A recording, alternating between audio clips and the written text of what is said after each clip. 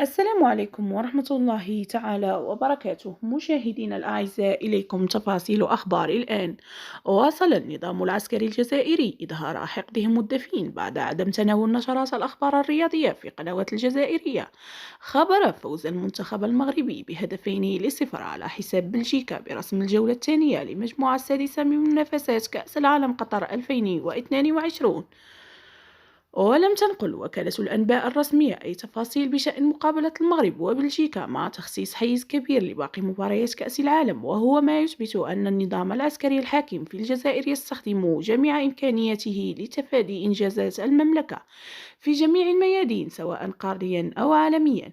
ووجه بعض المغاربة تدوينات ساخرة إلى الإعلام الجزائري مع إشادتهم في نفس الوقت بما قام به الشعب الجزائري في المقاهي بعد مساندتهم لكتيبة وليد الركراكي.